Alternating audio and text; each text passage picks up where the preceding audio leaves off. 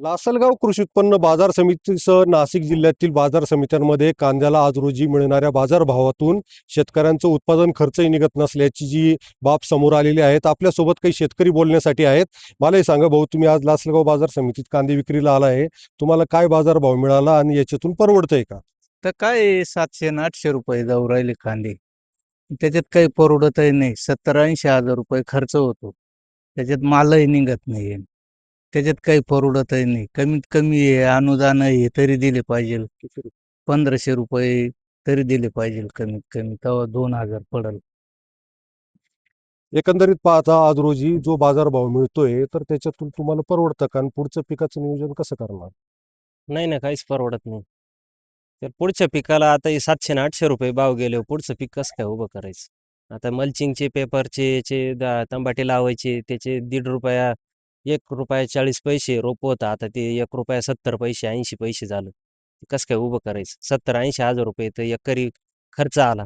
कांदे नाही निघाले एवढे. काय असं. मागणी आहे? मागणी काय आता अनुदान दिलं पाहिजे सरकारने 1000-1500 रुपये क्विंटल मागं. एकंदरीत पाहता आज रोजी शेतकरी कांद्यामध्ये चाळीमध्ये कांदा साठवतोय.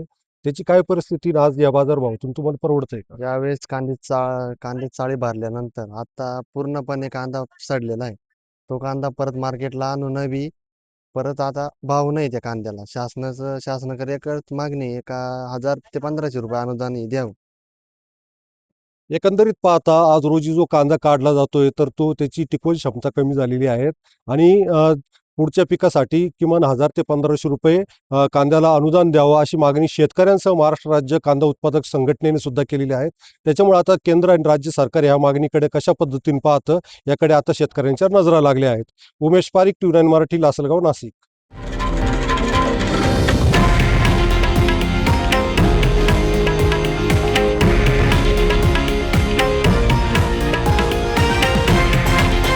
हे आहे देशातील नंबर 1 न्यूज नेटवर्क आणि आपण पाहत आहात TV9 मराठी, एकमेव.